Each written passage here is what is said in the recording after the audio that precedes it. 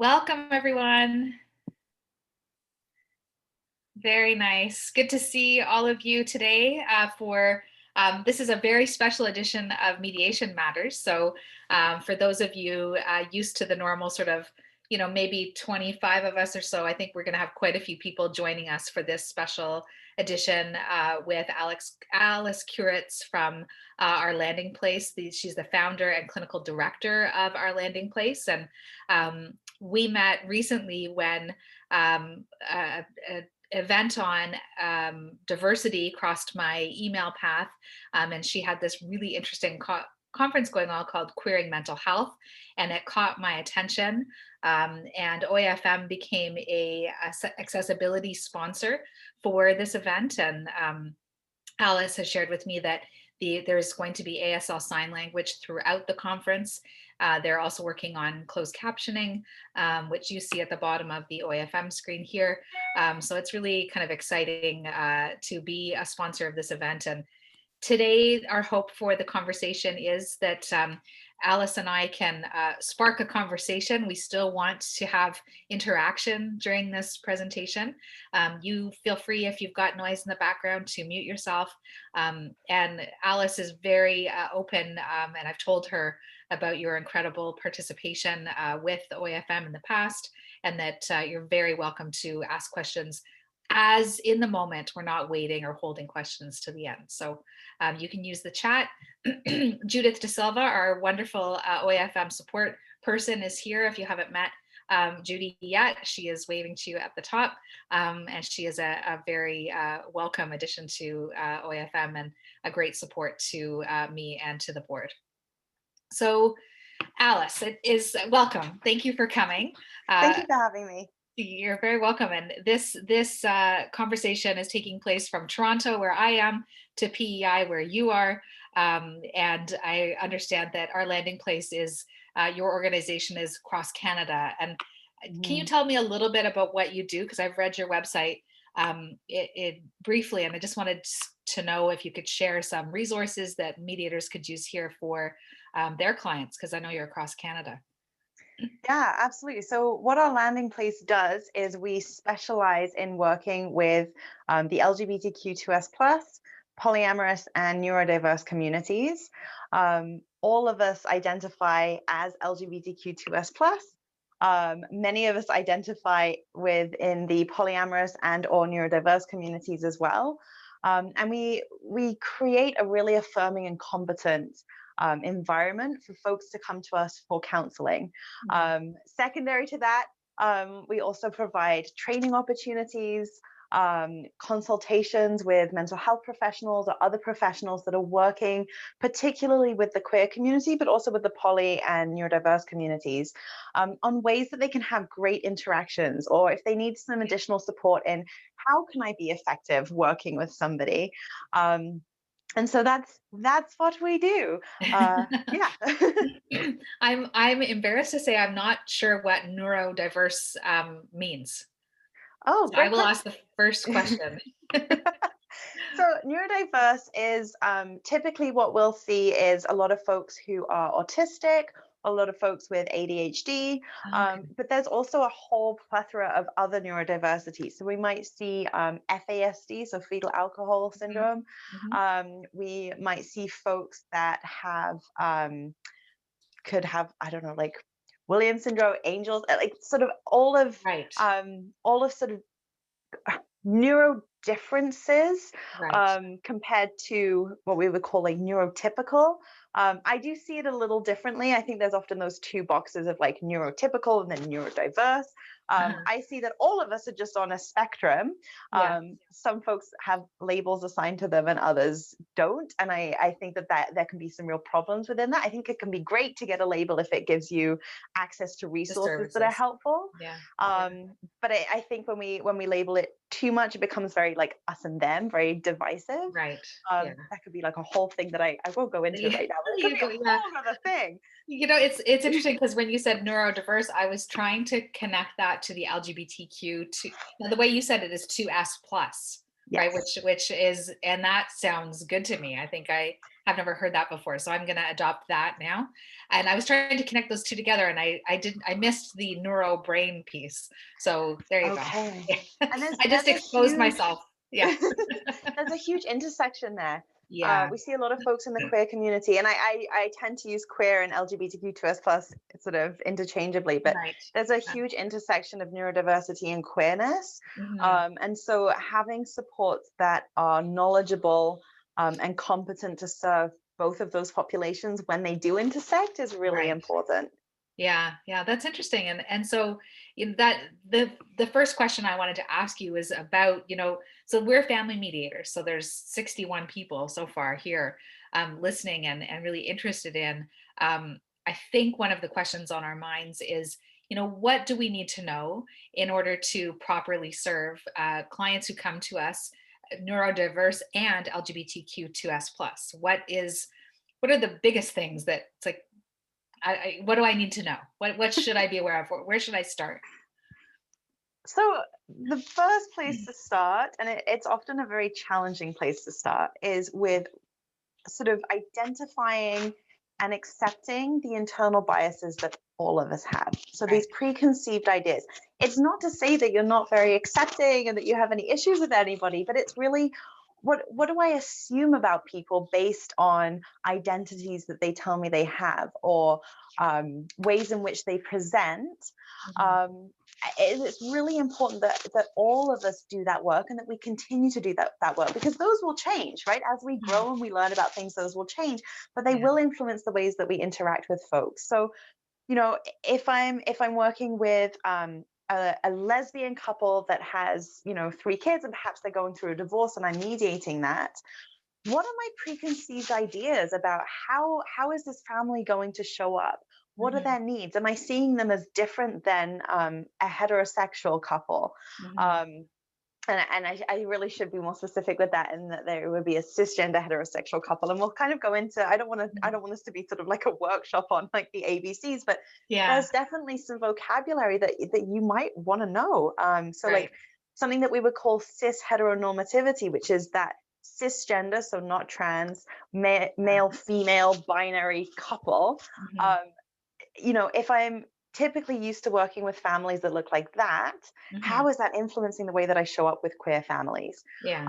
So I think that's also going to be a really important place to go to. And I think that there's a lot of myths that need to be dispelled. So the idea that within a queer couple, it's quite conceivable that one of them would be biologically related to one or all of their children, and Mhm. not the other. But that doesn't make the non-biological parent any less of a parent. Right. I think also there's an idea that in that sort of heteronormative capsule, that the mom gets the custody of the kids and the dad gets the visitation, Right. and I think this is, I hope that this is changing, but I think that there has been a real sort of idea that that's how things go. And what does that look like when there isn't a mom and a dad?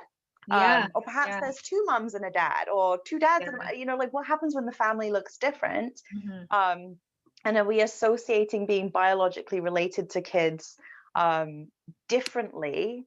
Mhm. And then what happens if kids are adopted to a heteronormative or a queer couple? Does that Yeah. change? And so really looking at, how am I understanding family structures? What biases am I bringing into that? And how can I adjust the lens that I'm looking at this through, so that I can really work with the people that are showing up in front of me, so that they can get the best outcome for what they need? And that is a superb answer to a very big question, right? I think we were talking earlier. I was like, I knew that was going to be a big one for you. I think so. What you're saying is that for us in our role, we need to understand maybe what we're bringing with us that we should check at the door. And okay, so let's assume and understand our own biases and try to show up for the couple without those, or being in a curious mode and asking questions. What would be an example of a good question for if, say, you're a mediator, you're used to working with heteronormative cisgender families, and then you have a family, it's a same sex couple, and there may be adoption or whatever it is that brought their family together. What is something that, and you're curious and you're open and you're trying to do a good job, you're trying to show up. What would that couple appreciate the mediator asking? about? What would be important? I don't necessarily, I might pop up later that there's something, but I can't land on something that is like a thing that is specific to ask. I think it's the way that we ask the questions. Yeah. So, um, what do your parenting roles look like? What do your household roles look like? Yeah. Um, uh, sort of, what are your needs within this dynamic? Or what are some things that you would like me to know about your family? Or even just acknowledging, hey, I'm a cis heterosexual person Mhm. and I don't have a lot of experience working with same-sex couples. Um, is it okay if I ask a question? Or is there a way that we can create an environment in which if I ask a question and you're not comfortable answering it, you can feel comfortable telling me I'm not going to tell you about that? And just sort of opening that conversation. I think that, the queer community, when we show up to places that aren't ours, we understand that there's going to be differences there. And that most of the time people are very well meaning. I mean, we Yeah. tend to know when people are not well meaning. Yeah. It doesn't mean that it's not hurtful sometimes when well-meaning people ask uncomfortable questions, but Yeah. it's the way in which it's done. I also always challenge folks to really think about why they're asking a question. If it's for personal curiosity, do a Google search. If it's Yeah. actually fundamental to the work that you're doing, ask the question, right? Right. I'm going to ask Yeah. you a question because I really want to make sure that that I'm understanding like how this is going to work out for you, or Mhm. I need to know this because of that. If we give that reason, all of a sudden it no longer feels like an attack. It feels like, okay, Yeah. you want to understand me more. Great, let me show up to this information with you. But like Yeah. I said, if you're just really curious about something and it's not actually pertinent to the work that you're doing, Yeah. do a Google search or pay people for their emotional labor. Go to a workshop and pay someone from the queer community to answer that question for you. I think that's a really important point, Alice, that the responsibility actually rests on us as mediators for content that's not related to the mediation. I think it's like, I love that you made that distinction because if you give the responsibility of the education to your client, you're not actually doing your job as a mediator. You're not holding your role as well as you could if you did a little research on your own and just figured out what polyamorous families are. Something that it's really interesting because I've recently was speaking to the manager of OCL, the OCL, and she was talking about adoptions and how there was an adoption application for a polyamorous family, and how cool it was that you know it sort of like it shows some trends that are happening in society. And I was like, oh, that's so interesting. Like that's where we're at, and it's something that doesn't pop up in my practice. Um, and if it did, I would do as you said, try to understand a little bit more, learn a bit more on my own. And then it would be down to parenting roles, and how are you going to parent across the number of households that you're going to parent across, and what if there's a divide between one part of the couple not the other, and that sort of thing. And how, I don't know, can you talk a bit about that? Because I feel like that for me, that's personally, that's something that I'm less familiar with. I think that through my journey as a family mediator, you know, um, with a gay son myself, it's that was very familiar right away. And then transgender issues were the second issue that I sort of got more information about and sort of took more on. But polyamorous I can see is my next venture into educating myself. And I think that really there's not going to be a lot of folks out there with experience of mediating for polyamorous partnerships because I mean it's really only very recent that there's been any kind of legal ability to share custody or parenting of a child with more than two people. Yeah. So it is new territory, and I think it goes back to that, asking the right questions because there's a reason to. And I love the way you worded it. Like, what is it going to look like for you to share custody across multiple households? What would you like that to look like? Yeah. I also think it's really important to remember that that these families, whether they're queer families, poly families, both, are walking in the door with a lot of fear. Yeah. I mean, we're really fortunate in Canada that the legal system does support to a certain extent queer and polyamorous families. but not entirely. And a part of it is that there can be environments of bias that can work against us, and there isn't enough support for really any kind of legal um, sort of what's the word? Sort of like pushback on that. Right. But a lot of the information that we see comes from the States, where there's really a huge gap in support there. And so there's a lot of fear of, I'm not the biological parent, I'm not going to get to see my kid. I'm the third parent, I'm not going to get to see my kid. They may not actually be the third parent. They may just be one of three, but they may feel like they're perceived as the bonus parent or the third parent. Right. And so going into it again, saying, what does your family dynamic look like? What has it looked like? What was your expectation or your agreement when you entered into parenthood? On how you would share this or what would happen. Did you ever have a conversation about, hey, if we part ways, what do we want this to look like? And sort of just really opening up that dialogue, and maybe learning about the powers that you have, or the abilities that you have to support diverse families that are out of the box. You know, I'm sure that you have a box that works really, really well for lots and lots of families, Yeah. but what can you do outside of that box that can actually support different family structures? And Yeah. how can you use that to be a really awesome ally? And to also sort of, you know, maybe one or some of you will become specialists in this area, and that would be fantastic for us to have folks out there that we can say, hey, go and see so and so, they really know what they're doing, they really know how to make this work for the family. Because I'm sure that the majority of you are really, you know, focusing on like the best interests of the kids and the best interests of the family unit in general. Even when that family unit looks different, even when it's divided, it's still a family unit, it's just a different looking family unit. Yeah. What does that look like? Yeah. And so using that knowledge, or even pushing within your circles to say, okay, we don't have anything in place for this, and this is a real gap. What can I do to make this happen? How can I make big changes? I mean, maybe some of you are going to become like huge activists in this industry. That would be fantastic. It'd be very nice. Yeah. Yeah. I think, can Yeah. I? Go ahead. Go ahead. Edith. It's Edith. I just want to say, like, I think it's really important. I think the world has changed so much. Everything is evolving. I think language is really important. I think it's really important to be on top of language, especially because it changes all the time. Like the LGBTQ2S plus is constantly shifting and moving. I'm part of the LGBTQ community, and I'm actually dealing with a polyamorous family right now going through mediation. And also I'm dealing with 4 parents on a birth certificate who've all separated with 1 child. So it's, I think, being present, being open.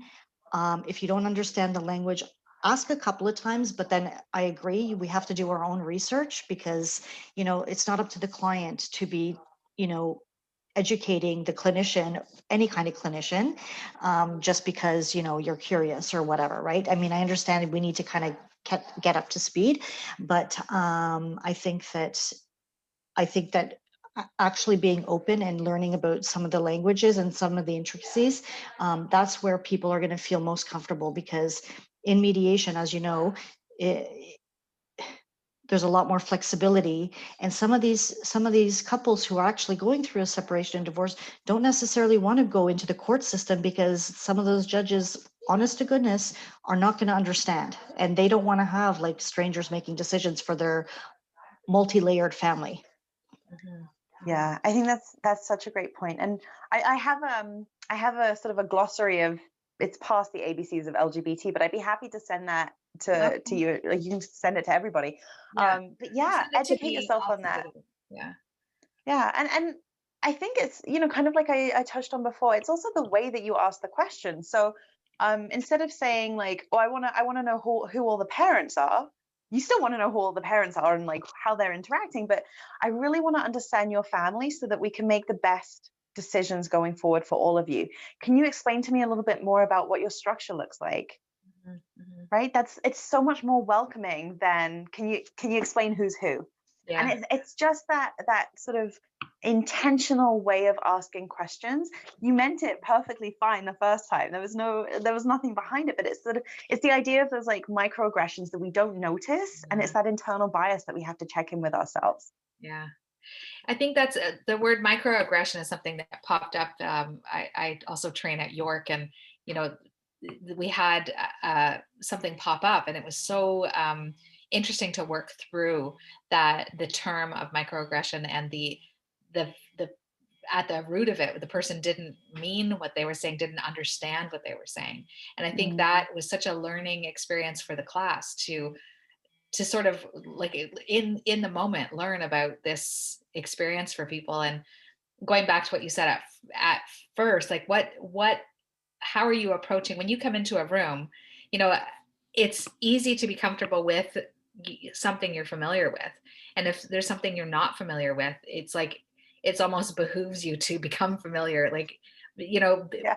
I remember watching we had a really excellent guest speaker, Allison Robinson, at one of our conferences, and she was transgendered, and she said she said be friends with a transgendered person, be, and I was like, oh, that sounds sort of like I took that was a little bit surprising to me that she said that, and then I was like, wait, but like what becomes your day to day, what you live and breathe, becomes so much, you know, the fabric of who you are, and then you're able to be present, like you said, and just show up in a way that's like completely like the usual pattern of your day to day interactions. So that stood out to me. Then it still sort of resonates in my head. I'm thinking about her saying that, and you know, it's I find it just interesting to think of that it's our responsibility too, right? It's Yeah. yeah, to take Well, up. when I do my inclusivity and diversity trainings, one of the biggest pieces is how to be a good ally. Yeah, And a huge part of what I talk to people about is look around you. Does everybody that you interact with look like you? And yeah, if they do, that's a problem. Um, yeah, don't go around getting a token friend. We don't need a token queer friend. We don't need a token yeah, person of color friend. Like this is not the kind of, we don't want tokenism. But yeah, really yeah, diversify what's out there. yeah. And start with your social media. I mean, there may be some of you that are not on social media. That is awesome. But if you are on social media, have a look at your feed. Does everybody on your social media look like you?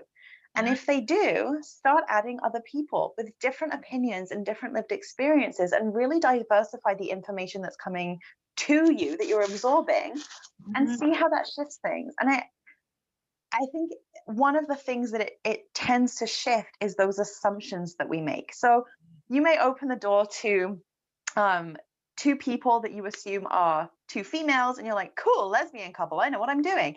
And Yeah, actually, one of them's non binary and one of them is a man. But you just assumed they were women based on how they looked. And now all yeah, of a sudden, you've already yeah, started off on the wrong foot. And it's really hard to get that buy in and yeah, that comfort where they're going to trust you to do the best by their family. And yeah, so, not even assuming. So, saying things like, hey, folks, or yeah, okay, I just want to, oh, you're the parents? Great, right? yeah, Start with there. Tell me about your family. yeah, Or, please add your pronouns to your email signature. yeah, Introduce yourself. Say, hey, my name's Alice. I use she, her pronouns. It's lovely to meet you. yeah, Come on in. yeah. All of a sudden, that's an invitation that they can say, cool, this is my name. These are my pronouns. Yeah, I think that's actually I love the tip for social media, because the tokenism approach, I think, is what is sort of surprising when I heard Allison speak about that. And you know, it's still, there's some merit to that. And I think, you know, as the mother of a gay child, I could see the tokenism that happened to him, and the, you know, friends who would just want him as a friend because he was their, what people call it, a gay best friend, GBF. And Okay. so, yeah, so some people wanted him for that, and you could tell that, as a parent, you can see the dynamics in a relationship, and that always struck me as the wrong thing to do. But the idea of looking at your social media, looking at what's influencing you, looking at what, is becomes your sort of daily intake of information. That's a really good place to start. I love that idea. Yeah, I love the idea of becoming friends with a trans person, right? Yeah. But become friends with them. If Yes. you want to Know them. learn from a trans person, Yeah. connect with somebody that does trainings and pay them for their time and Yeah. have that as like a real interaction. Yeah. But that's another opportunity to really notice those sort of internal biases that are coming up, right? Like, ooh, there's a trans person over there. Wow, why am I suddenly drawn to them? Is it because they're actually interesting and I want to be friends with them? Oh, Or do I not have a trans person on my list of friends? Okay, well, maybe yeah, I need to check in with myself and do some work before I start pursuing a friendship with somebody. yeah. And then see where that goes. But yeah, open yourself up to be friends with multiple people, because you never know who you're actually really going to click with. Yeah. Um, and it's quite amazing how the compassion and the knowledge that we build when we see our loved ones reflected in the people we're working with, and all of a sudden it shifts the way that we interact. 100%. Yeah, I think we have an advocacy committee at OAFM, and we were talking about ways to make our website landing like more inclusive, and thinking about like we're just thinking about making some changes.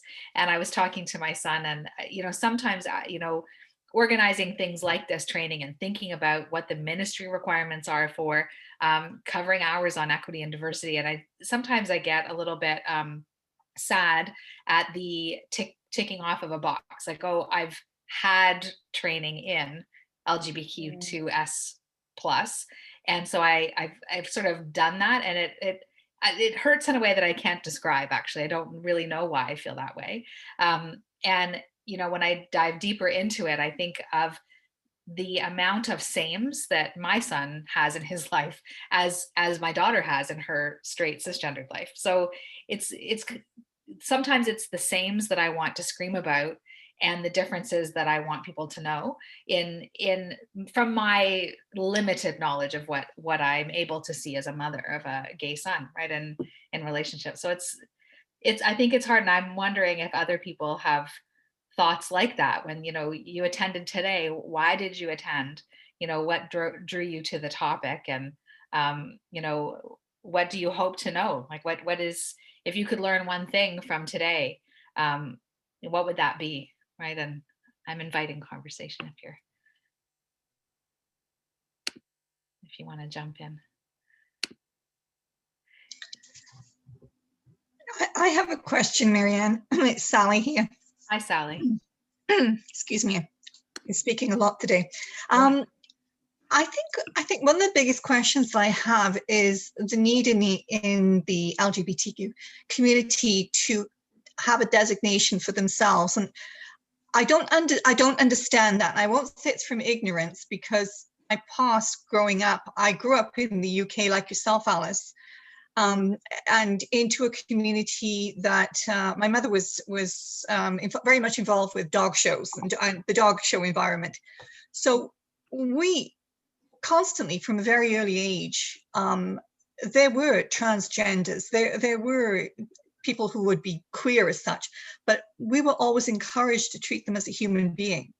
And so even to this day, I have right across the spectrum of friends all over the world. I struggle because I've never seen people and put them into a box and saying, oh, they belong to a certain community.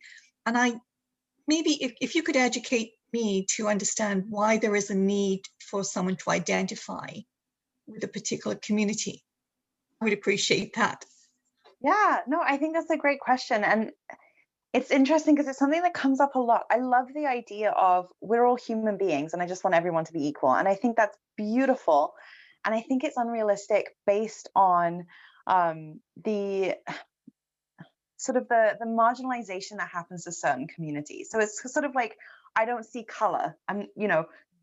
Okay, but people are different colors, people are different races, and their lived experience as that race, because of the systems in which we all work and live, it changes their needs, it changes their experiences. It's the same for the queer community. So if you think about, if you're cis heteronormative and you and your partner go out in public, you hold hands, no one's really going to be offended by that. If you call up and say, oh yeah, we're a family of 4 and we want to sign up for this cool activity, they're going to be like, cool, what's your husband's name? And you're just going to be like, oh, his name is Bob. I have to out myself every time I do that. I have to say, oh, my wife. Oh, okay, yeah. And usually people are just so embarrassed. They're like, oh goodness, I shouldn't have assumed, or like they really didn't mean anything by it. Or there are times where it hasn't been safe for me to go out in public. I've personally been chased out of a restaurant with a chef's knife because they just didn't want my type of people in their restaurant. It happened in Canada, and it was fairly recent. And I think that it's not a case of dividing society into, well, you're in this box and I'm in that box and we just don't interact, but it's about honoring that lived experience and saying, you know what, I recognize that the systems in which we all have to navigate, some of them are harder for some people than others, and I want to use the privileges that I have to uplift other people. And hopefully other people with privileges that you don't have will use theirs to uplift you. And eventually it would be great to get to a place where, like, we don't need to see color, we don't need to see sexuality, because it genuinely doesn't impact people. The unfortunate reality is that it does. And a huge part of the reason why I started our landing place was because there wasn't really a hub that people could come to and know, I'm for sure getting affirming therapy. Are you being accepted by your therapist? 9 times out of 10, absolutely. And if a therapist doesn't want to work with a queer person, you're going to find out really quickly. But there's a big difference between I tolerate/accept you, but I'm going to make you do a lot of emotional labor in your sessions to educate me, and I'm going to have all these preconceived notions about, what you should and shouldn't do, versus, yeah, I get it. Let's do some therapy that really works for you. And I think it's going to be the same for family mediation. Instead of, okay, let me try and use my tools that I know in this sort of box that I'm used to and apply it to you, and it doesn't really work for you. Okay, let me expand this. Let me acknowledge your identity and your lived experience, and then let's see what we can do together collaboratively to really make this work.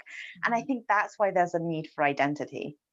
I also think that, there is discrimination, and we can't say that there isn't. I mean, there's lots of discrimination, and even within the LGBTQ2S+++ community, there's some sort of sometimes spoken but also unspoken hierarchy, like, and it makes things very, very complicated. So in an ideal world, it shouldn't matter, but it does, and that's where it gets a little bit complicated. And there is a place in Toronto where the LGBTQ plus community can go in terms of getting all types of services, mediation being one of them, but in terms of healthcare, and that's where they're not going to get judged as much.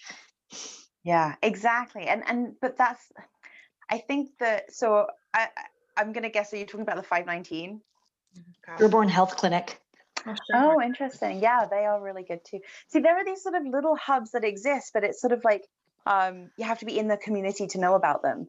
And I think that it's really important to sort of amplify those so that more folks in the community know they can access that, but also to not have to have those, right? To have more trainings and more interactions that actually facilitate more widespread affirming services, whether it's healthcare, legal services, boring whatever other services that might be out there, right? But just for everything to really be affirming for folks. And that is having those conversations, diversifying our friend groups and our social media feeds and the ways that we interact, taking the time to acknowledge our personal biases. And you're right, within the LGBTQ plus community, there is absolutely a hierarchy. There is absolutely discrimination. And to give folks out there who don't know what that is an idea, I think that we have this preconceived notion that if you're within the queer community, then you all just are the same and everyone, respects each other and loves each other the same. Absolutely not. So middle class, cisgender, white gay men are at the top of that hierarchy, and trans folks of color at the bottom. I won't go through all the other steps in between that, but that is the hierarchy there, and it exists, and it is a real problem. We have hierarchies within our own societies too, right? It's important to know about those so that the way that we're interacting with people can be influenced by that, and we can recognize, okay, how do I need to show up with the people in front of me so that this is a safe place for them? It's such a excellent answer to that question, right? Because I think it comes up a lot, and I never know how to answer that question. And you've just given me a gift of that answer. So thank you for that. Judy has a question. Hi. So where I'm coming from, I have a queer daughter who's very activist in LGBTQ and everything environmental, who talks about having a commune-like existence in the future where her children will be raised by many parents. So, I mean, I feel like I kind of live in this milieu. My husband's an actor and he teaches a lot of theater. So over the years, and also the person he is, very aware of how, at least we think we are, of how we, deal with all kinds of things around gender, including trans. And my biggest anxiety, even in the midst of all of that supposed comfort, I still have a tremendous amount of anxiety around making errors and especially misgendering errors, because, for example, like I think because of the trans people that come through Peter's class, and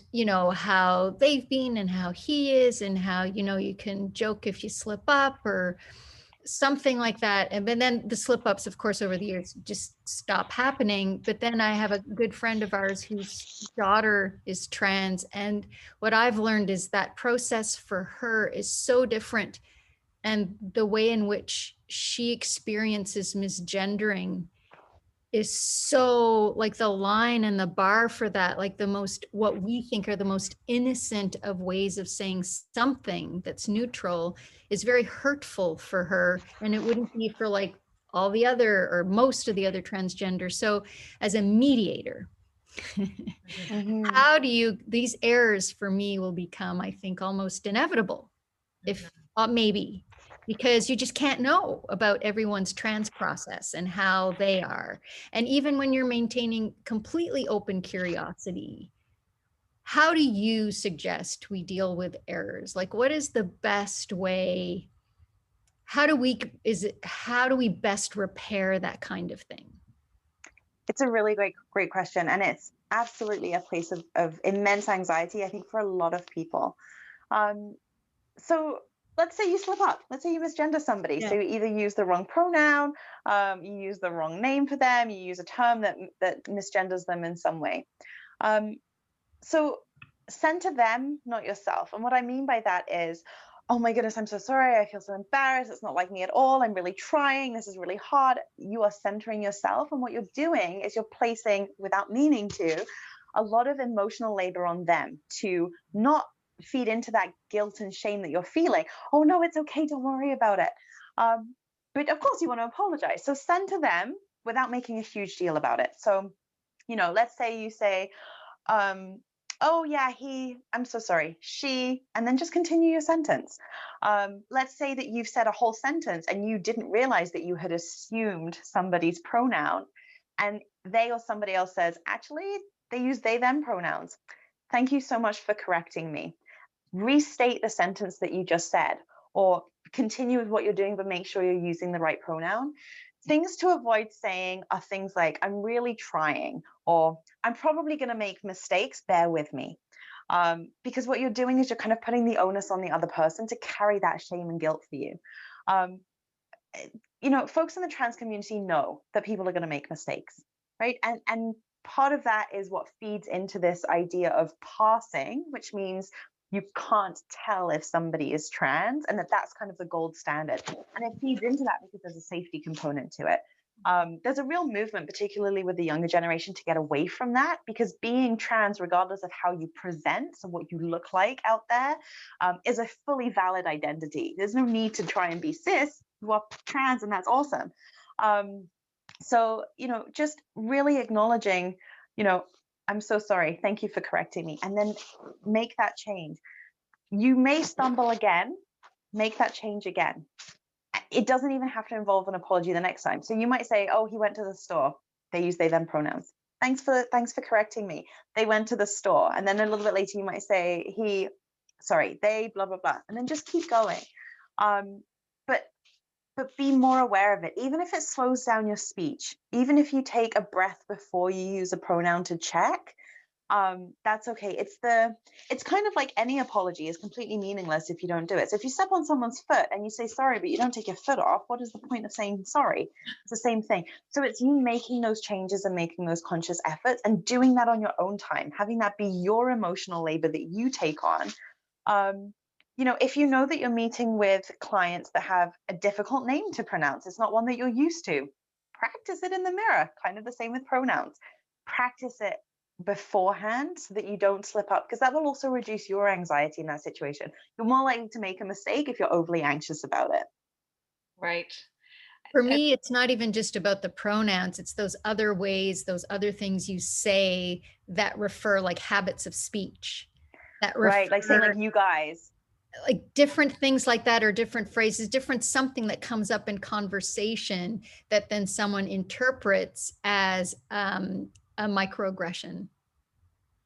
Yeah, And it so and that those, may be having that conversation too, right? Like, please let me know if there's any language that I use during our discussion that is uncomfortable for you. And I will change it right away. Recognizing, of course, that there are going to be people out there that are just not comfortable letting you know when they are uncomfortable, but maybe you can read their body language and then make some shifts there too. Finding sort of those more neutral terms. So instead of saying you guys when you're addressing more than one person, you folks, you all, you two, you four, however many people in the room, talking about siblings, not brothers and sisters, talking about parents, not mums and dads, or talking about, what we'll often say when we're working with kids is talk to your grown-ups about that, because maybe that adults aren't their parents. And so kind of just being more inclusive in that, it's so much less noticeable. Like if somebody says to me, hey, do you and your partner want to come over? I'm like, cool. If someone says, oh, you and your husband want to come over? Now I have to out myself. It's really noticeable. So when we use those neutral terms, they're applicable with everybody. Even if you have a cis het couple in front of you, you can absolutely use those terms with them, and that's fine. And so maybe just making sort of generalized changes in the way that you speak as well can be really helpful. Those are really good tips, Alice. I think like I'm soaking them all in and thinking of things that I do and things I can change. And I absolutely agree with you that the responsibility lies with the person. And I think we trip all over ourselves. And essentially, we're just asking the person to make us feel better for being such a dope, and like, so it is a very, very good reminder that, and I like how you suggested how to do that, just by saying sorry and then restating the sentence that you made the mistake in without sort of getting too flustered. On externally, internally is probably a different story, right? Because no one wants to offend anyone.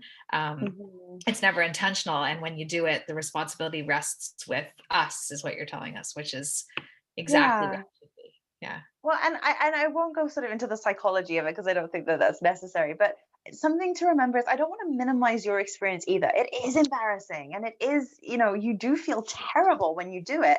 Um, but recognize that your embarrassment and your feeling terrible is not the same as somebody else being misgendered. And so it's that kind of thing of course you're going to have your own feelings about that. Debrief that with your partner when you get home, or with a colleague, or reach out to somebody like me and say, hey, I actually want more support with how I can be more inclusive in the way that I interact, because this thing happened and I felt really terrible. Debrief elsewhere, send to that person for that interaction. It's not to say that you don't absolutely deserve to feel that. Like, yeah, we all do it, right? Like I've said things and I'm like, oh God, I feel so terrible about that. Like it's eating me up on the inside. But it's just not placing that on the other person. That's the important piece. Yeah, I think that's a good point. The other thing is positive reinforcement for ourselves, right? So as mediators, when you make an effort to use, ask about pronouns, or when we're asking a question, to not use a gendered word, like you remember those moments where you ask this question. And I do remember a client, and I said something. One of their children had a new partner, or they were talking about romance, and so I said, do they have a new partner, or something that was like, it was good that I said something positive. And then they were like, oh my gosh, thank you for asking that way. Our son is deciding to transition right now, and they have a girlfriend. And so it was just this opening, and I thought that even just a tiny little piece of positive reinforcement helps me to ask the same type of question in the next mediation. So I think as we go on and get braver with introducing ourselves as she, her, and adding or whatever it is we want, adding that to your email line is something that is just this invitation, like just this like this is a safer space than maybe you guessed it to be, which Mhm. it you know brings that positive feedback, and I've never seen that go wrong, you know, which is another, sometimes as a mediator, if you are sort of really open about um, like LGBTQ2S plus, and somebody is you know openly speaks negatively about that, that can be a very interesting place to be as a mediator. I wonder if you've ever had that experience, you know, in your practice before you uh, made Our Landing Place, where, you know, you created an open environment, accepting space, and then someone sort of jumped on you in the way that felt wrong, right? That, oh, those people or something like that, and it just feels completely gross. Yeah, I mean, I can't say that I've had it in my practice because I've been Yeah, very forthcoming about the fact that like I yeah, work with the queer community and I'm a member of the queer community, and so yeah, the wrong people don't tend to come and find me for therapy. But yeah, it has happened in the wider scheme of things.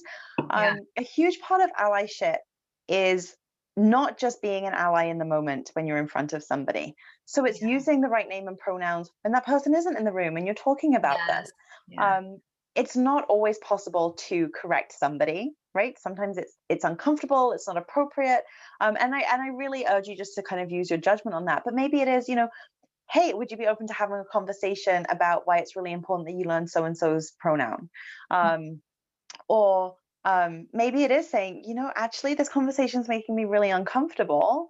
Um, I'm not going to be a part of this anymore. Or, hey, actually, I disagree with you wholeheartedly about this. yeah, These are the reasons why I think that we need more inclusivity, or why this person's identity is valid. And so it's showing up as an ally outside of just being in the room. yeah, Um, because what we tend to call that is performative allyship. So it's, you know, showing up to pride events, but then, you know, seeing somebody being misgendered or poorly treated and not doing something about it. Please yeah, don't put yourself in harm's way, obviously. Like, be careful with that. You're also a yeah, valuable human being that deserves to have safety. But, you yeah, know, how are you showing up as an ally outside of the work that you do?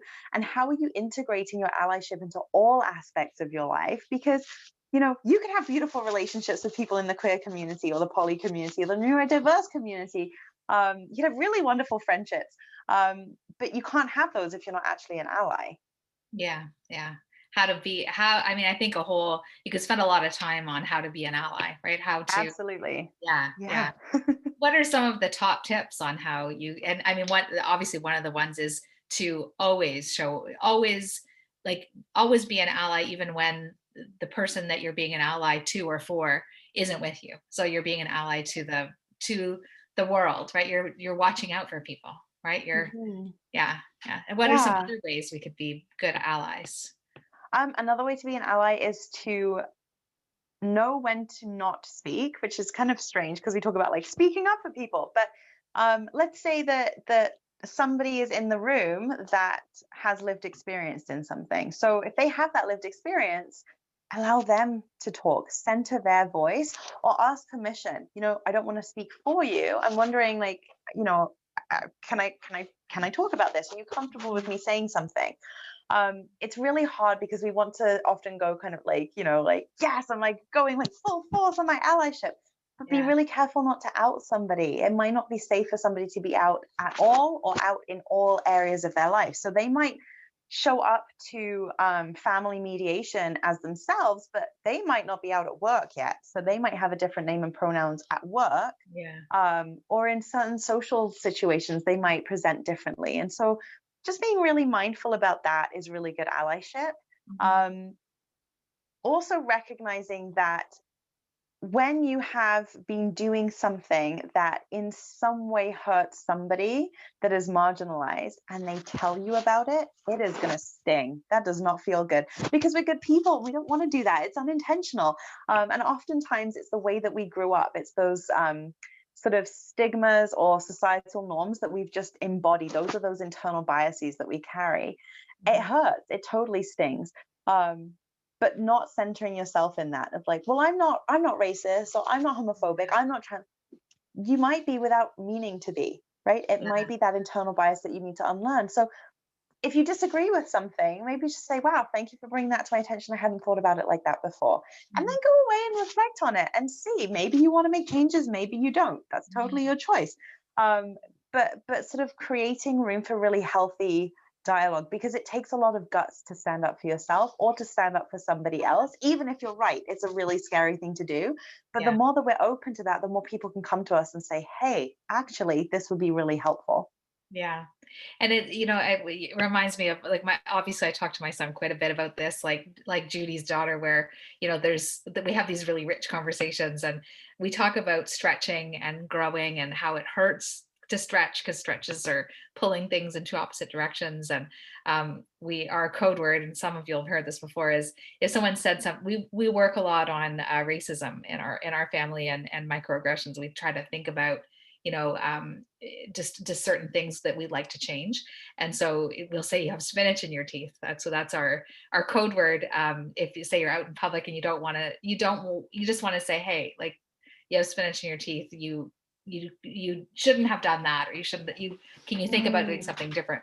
And then I remember one time my son said, oh, Mom, you have spinach in your teeth. And I'm like, what did I say? I have no idea. And he's like, no, you actually have spinach in your teeth. So I always remember that. And it's very interesting to stretch and grow. And I think that's sometimes when I see something happen with our clients where, the example I was trying to allude to is where someone said something that was negative against gay men and in my mediation. And it's like, there's this weird concept where you're the mediator, they're hiring you to be their mediator, and then they say something extremely offensive. And so the way that I approached that was to think about it like I'm giving them an opportunity to stretch a little bit, and I handled it hopefully well, just by talking about, this. I noticed this. Can you tell me more about that? And not saying anything about my child or my allyship that I feel in my heart, but just trying to understand where they were coming from. And it was an interesting conversation. It didn't end badly, so it was kind of neat that happened. But it's weird, and I don't know if anyone else has ever had that in their mediations where someone said something that's been offensive, and you're trying to figure out how to manage that. Right? It's a weird role to be in, I find. People are talking about that they really would like help with the glossary of terms and that sort of thing. The questions, there's questions about how to address people. It really the heart of the matter is their name, right? Like you say their name, and that can be really helpful. Are there any questions that are from the group that you'd like to ask? Someone in the chat raised the issue of salutations. Yeah, like Mr. and Mrs. I think it looks, Edith, I think you're trying to answer that question, right? Where use parents or first name. I think a lot of us stay away from Mr. and Mrs. now. It feels like, I feel like there's less of that in my mediation world. I don't know if salutations are a big part of other people's practices, or just a fun word in Charlotte's Web. Can I ask about that a little? Of course, yeah. It was myself that asked that, and partly, as this is a great opportunity for us to ask in a safe place, how to not be stupid about these things. I'm hearing about I shouldn't burden a person with, putting my questions on them unnecessarily, and I get that. So I'm thinking this is a safe place. But I also deal with people from a lot of cultures where it is very offensive to go straight to first name. That is utterly unacceptable. You have to wait for like a signal from that person that it's okay to move to the first name. You don't just go there. So I don't want to, go out of the frying pan into the fire in my trying to avoid certain kinds of things. So, and I do professionally feel like my reports that I send to the people and to the final things should be with the last names, not first names. That's just my personal approach. So how would I do that? How would I, if I get permission from someone to use their first name, great, I'll do that. Fine, no problem. And I get saying parents and those kinds of things and partner instead of husband. That all makes sense and I can work with that. But like, what about like formal situations? Not every situation is informal. That's just Yeah, it's a how it great, is. it's a really great point. And you're right, there are many, many cultures where it is not okay to use somebody's first name until they have invited you to do so. Um, I mean, I think a place to start is really looking at the documentation that you have in your practice. So what are the options on the form? Is it just Mr., Mrs., Miss, or do you have what we would call like the gender neutral or the non-binary MX, which some people will pronounce mix? Do you have that as an option? And is that something that, then that will inform the way that you interact with somebody? Or are you assuming that they're Mr. and Mrs. because you see a man and a woman that you assume to be a man and a woman in front of you? And so kind of breaking that down, or even, how would you like me to address you? That can be really helpful. It is definitely a tricky one because not all systems are set up to have all of the appropriate salutations. Not all folks in the trans community are comfortable outing themselves on a form to somebody they've never met because they might feel that they'll be unfairly treated from the get-go if they do select the mixed salutation. But it could just be as simple as, I want to make sure that I'm addressing you correctly. Can you confirm with me how you would like to be addressed? Or you could even sort of do the, I just want to make sure I'm using the right salutation. Is it doctor? Is it, you could start with doctor, which is completely neutral. And like 9 times out of 10, nobody's going to say, yes, I'm doctor. And maybe that allows for there to be open conversation there. So, I mean, that might be a way to approach it. You might come up with other brilliant ways to do it. If you do, please let me know, because I'd love to add those to sort of my repertoire of how I help people with this. So yeah, I hope that was helpful. That's super helpful. What's the mix? What were you saying? So it's Mr., Mrs., or MX, and people. MX, yeah. It's big M, little X. And can you put it in the chat, please? How do you write it? Is it I think it's like this. Yes, that's exactly it. That's it. Okay. Yeah, that's how perfect. cool. So if salutations are something that are culturally appropriate and we need to use them, we could add mix to our forms. Yeah. Oh, so cool. Okay. Yeah, and you also might want to look at, what do my forms look like? Because a lot of trans folks are going to have their legal name, right, which is sometimes called birth name, sometimes called dead name. I won't get into the whys about that. But they may also have a chosen name.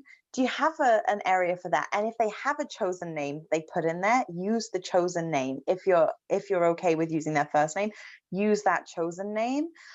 You may, so for example, I do a lot of like assessments for folks who are looking to get on like hormone therapy or have gender affirming surgeries. And often their legal name has not changed yet. And so I'll let them know, I'm going to have to use your birth name at the beginning of this report. But I structure my reports that their birth name is in there because it has to be there with their care card number. But then the actual report has their name or their chosen name throughout it. But sometimes I'll say to people, hey, you want me to write this letter or this report for you? I do want to let you know that in order to do this, I may have to use your dead name, or we may have to misgender you throughout this report.